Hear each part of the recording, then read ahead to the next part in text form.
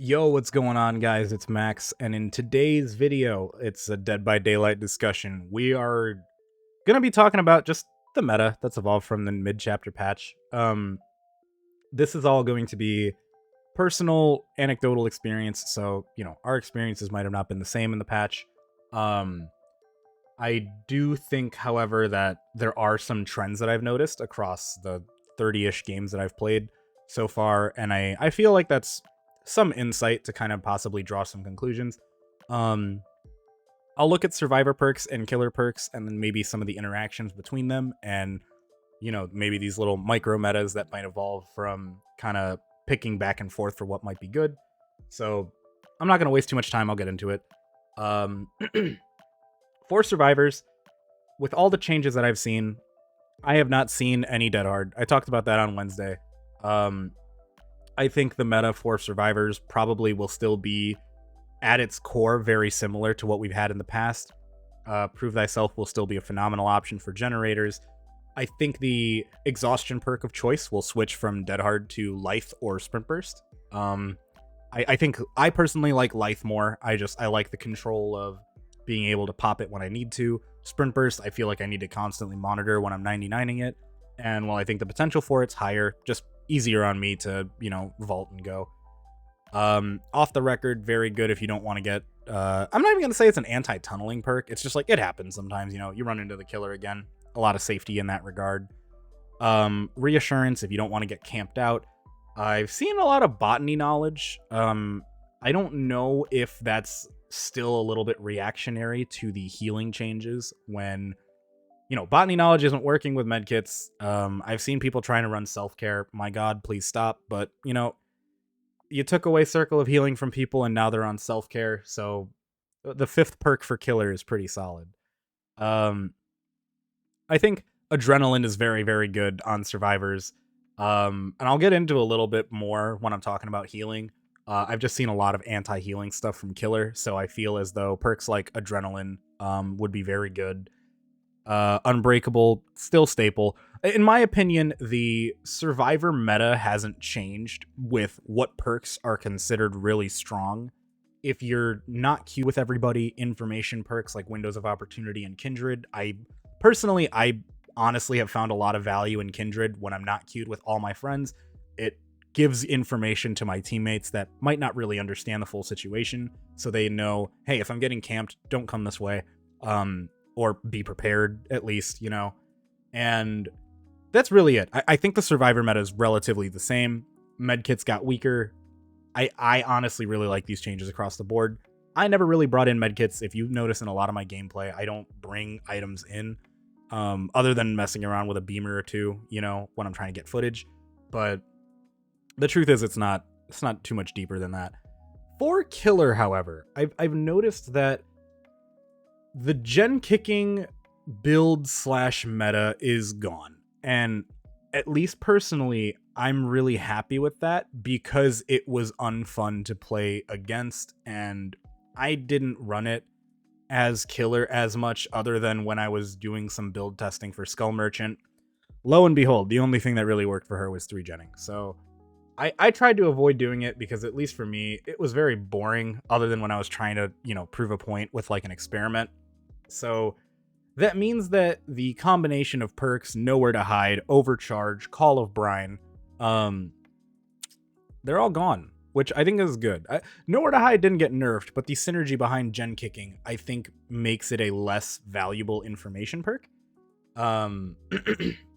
So I've seen a lot of Sloppy Butcher. Now, I think that could be reactionary to the healing changes.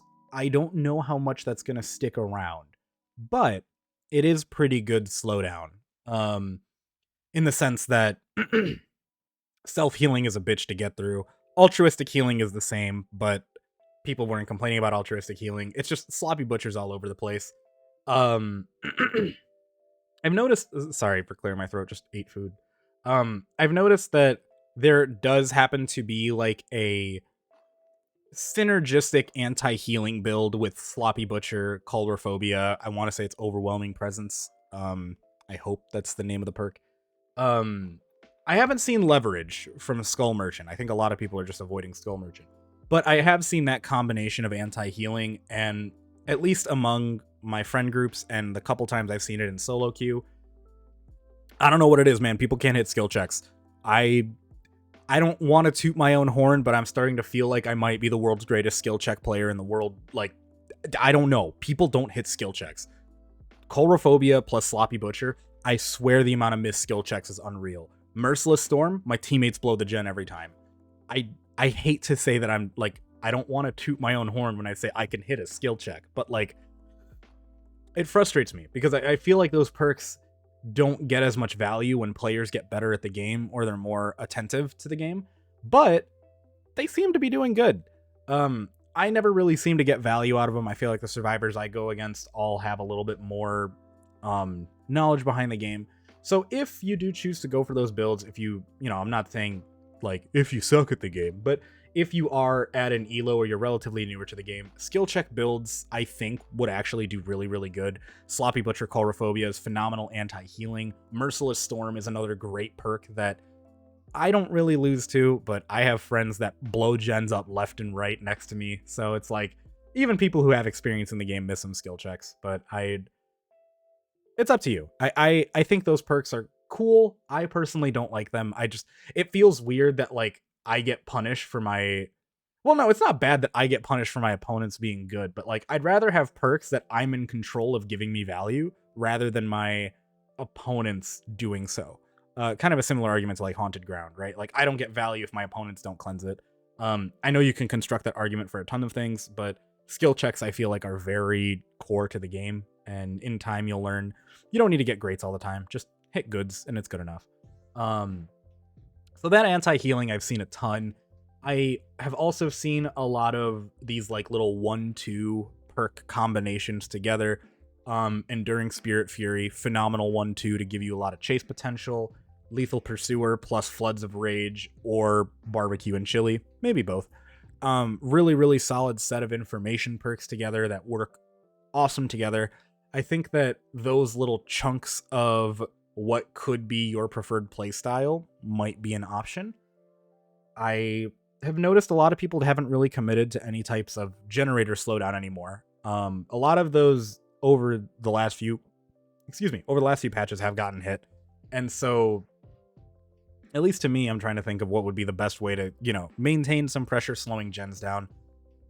Not a lot of people run Deadlock, but I think Deadlock is a great perk. I highly recommend it if you are looking for a way to slow down the game a little bit.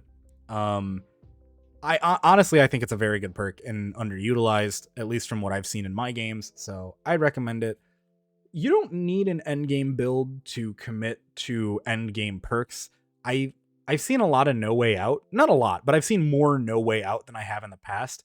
And I think that if you can hook everybody once, like, a minute in the endgame is not like anything to ignore. It's a decent amount of time, right? And so in the sense that you have that extra time to commit to trying to find the survivors, I mean, I think that's pretty good. Honestly, I have seen it run more in the past. I've seen people getting value with it. So in my opinion, I mean, No Way Out I think has some option to it. Jolt, still very solid. I think Jolt's off of basic attack, so if you are an M1-ish killer, consider using Jolt. Other than things I've mentioned, I want to say a lot of the other perks are then going to become a little bit more killer reliant. You know, things like Iron Maiden on Trickster and Huntress, Bamboozle on Billy and Bubba. Just those like perks that seem very core to a particular killer. I think are very good. I like, even with like Freddy, I think Discordance is a very good perk on him. If you know the gen that people are working on together, you could teleport right to it. So I think after you get past the whole like this killer basically requires X perk as a very, very easy, like this has synergy, this is gonna work, what else can you run? And I think that really depends on the direction you choose to go. If you're looking at slowdown, I think Sloppy Butcher anti-healing stuff is an option. Deadlock and Jolt, I think, are very good perks for slowing stuff down. I've seen people talking about Hex Pentimento. I don't I don't have artists, so I can't speak with experience on this one. But I mean, at least looking at it, like you don't. Every time I see people talk about Pentimento, I see people like saying the 5 stacks is really hard to get. But the truth is that the repair speed I think is on the first totem, right? If you could bait people into getting the first totem down with other hex totems, like even if you just rekindle 1 pop at a time, like that's kind of obnoxious, right?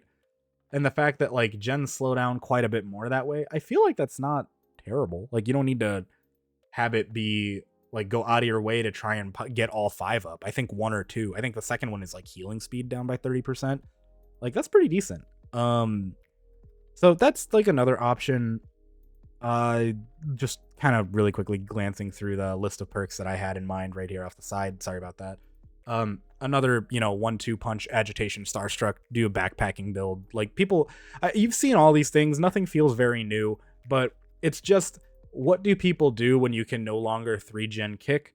I think anti-healing is going to be very relevant. I think if you are a killer that can capitalize on information via mobility or some other portion of your kit, definitely an option there too. And then admittedly, if you are at, and I'm not going to say even at a lower elo, give the anti-skill check stuff a try. Try Merciless Storm. Try, Cauldrophobia. Like, let me know if those are actually working for you guys, because I never seem to have a problem going against them, admittedly, but like, dude, somehow I feel like everyone else is like struggling to get skill checks done. Yeah, I don't know. That might just be very weird. So quick recap towards the end of this video, because I know I was kind of rambling on back and forth. I think survivor perks really haven't changed that much.